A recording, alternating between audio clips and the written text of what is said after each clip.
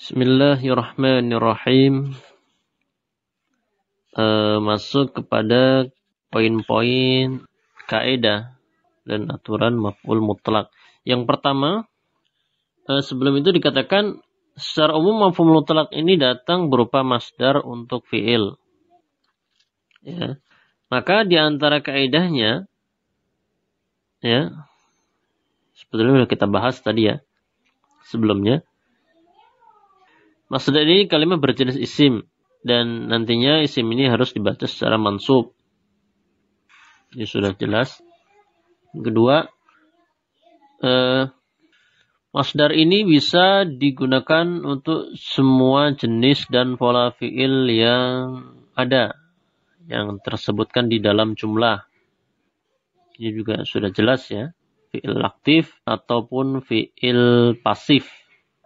Ya tentu di sini kita harus kalau ingin aplikasi ya, membuat secara mandiri contoh jumlah mufidah lengkap dengan maf'ul mutlak, maka kita juga harus menghafal masdar-masdar untuk fiil-fiil yang ada, yang dipakai di dalam jumlah. Kita harus tahu masdarnya. Karena sebagaimana kalau di dalam mempelajari ilmu sharaf tuh masdar itu ada yang sifatnya sama'i. Terlebih fiil-fiil thulathi mujarrad.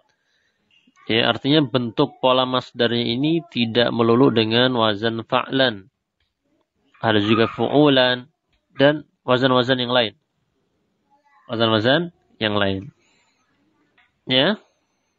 Jadi menghafal masdar untuk fi'il. Nah, ini memang perlu ya.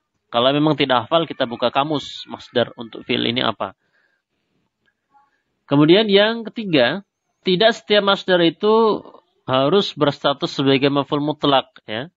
Dikatakan maf'ul mutlak itu memang biasanya berupa masdar, tetapi tidak harus setiap masdar yang disebutkan di dalam jumlah itu harus sebagai maf'ul mutlak. Contoh, misalkan hadza darbun. Ini adalah sebuah pemukulan. Maka darbun di situ masdar, tetapi di situ statusnya adalah sebagai khobar. Ya. Bentuknya memang masdar, tetapi bukan sebagai maf'ul mutlak, melainkan sebagai khobar. Dan khobar adalah marfu'. Ya. Contohnya lagi, hurrimal qatlu illa bil haq. Pembunuhan itu diharamkan kecuali memang dilakukan secara hak. Misalkan dalam peperangan atau di dalam mengkisos. Ya. Maka al-qatlu di sini ini juga masdar, tetapi bukan sebagai maf'ul mutlak, melainkan sebagai naib fa'il. Ya jelas ya. Adapun yang keempat, di situ dikatakan asalnya maf'ul mutlak itu memang berupa masdar, tapi masdar yang ada di dalam jumlah yang merupakan maf'ul mutlak harus masdar untuk fi'il tersebut, bukan isim masdarnya. Ini juga poin yang sebatas maklumat saja ya. Karena memang sebetulnya tentang masdar dan juga isim masdar ini pembahasan yang cukup agak menguras pikiran juga ya. Apa beda antara masdar dan juga isim masdar? Yang jelas keduanya berbeda. Maka yang digunakan haruslah masdar, bukan isim masdarnya. Ini kalau dibahas memang agak bertele-tele. Cukup lama ya. Saya lupa apakah perbedaan antara keduanya ini dibahas di diktat mahtem atau tidak. Atau kalau tidak salah itu dibahas di kajian baki. Nah ini saya yang lupa. Dibahas di mana? Pokoknya kalau nggak salah ada salah satu pembahasan tentang perbedaan antara masdar dan isim masdar. Ya semoga suatu saat para pendengar sekalian bisa mendapati kajian tentang perbedaan keduanya. Ya intinya kembali kepada poin bahwasanya harus menggunakan masdar untuk fi'il yang ada, bukan menggunakan isim masdar. Itu untuk maf'ul mutlak. Kemudian yang kelima, ya, bisa saja masdar ini yang seharusnya merupakan maf'ul mutlak bisa saja digantikan oleh yang lain, oleh kalimat lain, oleh kata bentuk lain. Yang nanti kata yang menggantikan ini mengambil posisi sebagai maf'ul mutlak. Contoh, bisa saja digantikan dengan yang serupa alias sinonim. Bahasa kita itu sinonim ya, bahasa Arabnya muradif. Jadi kata jalasa yang berarti duduk, sinonimnya dalam bahasa Arab adalah qa'ada. Artinya juga duduk. Maka bisa saja masdar yang merupakan maf'ul mutlak untuk fi'il yang ada dalam jumlah adalah masdar yang merupakan muradifnya atau sinonimnya. Jalasa dan qa'ada yang sama-sama berarti duduk. Maka di sini jalasa Zaidun julusan. Julusan digantikan dengan kata qu'udan. Ya, qu'udan ini adalah sinonim atau kata yang serupa dengan julusan yang memiliki arti yang sama. Nah, ini boleh. Seperti ini boleh. Ya.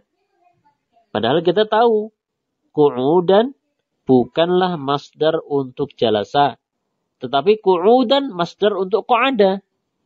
Maka di sini qu'udan boleh menggantikan kata julusan sebagai maf'ul mutlak untuk kata jalasa Zaidun. Kenapa? Karena maknanya sama atau dia memang muradifnya, sinonimnya. Atau juga digantikan dengan kata lain, yaitu sifat untuk masdar. Contohnya sabara Zaidun jamila. Di sini dikatakan Zaid bersabar dengan baik. Nah, di sini jamila ini adalah sifat untuk masdar yang dihilangkan. Maka hakikatnya adalah sabara Zaidun sabran jamila. Zaid bersabar dengan kesabaran yang bagus, yang indah, dengan kesabaran yang indah. Maka jamilan di sini adalah sifat untuk masdar sabran. Dan ketika kata sabran dihilangkan dalam jumlah, maka jamilan mengambil posisi maf'ul mutlak di dalam jumlah tersebut. Nah, demikian beberapa poin yang merupakan maklumat atau kaidah dan juga aturan untuk maf'ul mutlak. Wassallallahu wasallam ala nabiyyina Muhammad.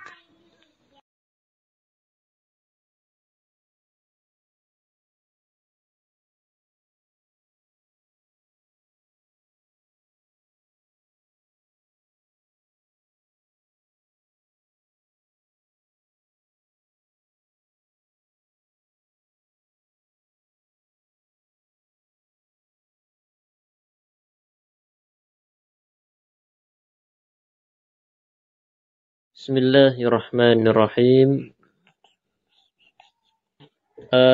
Menuju belajar i'rab untuk maf'ul mutlak.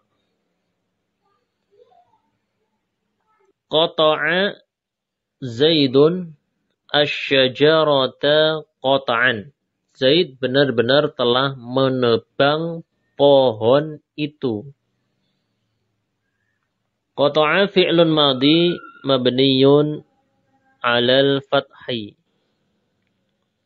Zaitun fa'ilun marfu'un wa 'alamatu raf'ihi dhammatun. Fa'il marfu' tanda raf'i dengan dhammah. Nah, ini jelas ya. Asy-syajarata maf'ul bih mansub. Adapun qata'an maka di sini kita katakan maf'ulun mutlak. Mansubun. Statusnya sebagai maf'ul mutlak. I'rabnya mansub. Wa alamatu nasbihi fathah. Dan tanda mansubnya dengan fathah. Karena berupa isim mufrad. Ya. Contoh lain. Waqafa Aliyun wuquf asy-syurti. Waqafa Ali berdiri layaknya berdirinya seorang polisi. Wuqufa asy-syurti. Maf'ulun mutlak mansubun. Ya. Wa alamatu nasbihi fathatun, dan tandanya dengan fathah. Karena berupa isim mufrad. Di sini wuquf asy-syurti adalah rangkaian idhafah, maka maf'ul mutlaknya yaitu wuquf sekaligus sebagai mudhaf dan asy-syurti sebagai mudhaf ilaih. Qala al-aqilu qawlan sadida. Orang yang berakal itu berkata dengan perkataan yang lurus, berkata secara lurus, ya, secara benar. Qawlan. Qala qawlan. Qawlan adalah masdar untuk qala sebagai maf'ul mutlak, mansub. Dan di situ sadida, ya. Ini adalah sebagai na'at, ya, seperti dikatakan sobran jamila, maka sebagai na'at. Ya, na'at ini pembahasan di bab berapa kalau? Bab 7 ya. Bab 7 diktat nahir ini. Apa itu na'at? Insyaallah akan dibahas di waktunya. Kemudian kutibatir risalatu kitabataini. Surat itu telah ditulis sebanyak 2 kali. Di sini kitabatan adalah masdar untuk kataba. Tetapi bentuknya adalah isim mutsanna. Ya, maka di sini mansub tapi nasabnya dengan tanda ya, huruf ya karena berupa isim mutsanna. Ya. Seperti itu. Contoh mengi'rab maf'ul mutlaq. Wassallallahu wasallama ala nabiyyina Muhammad.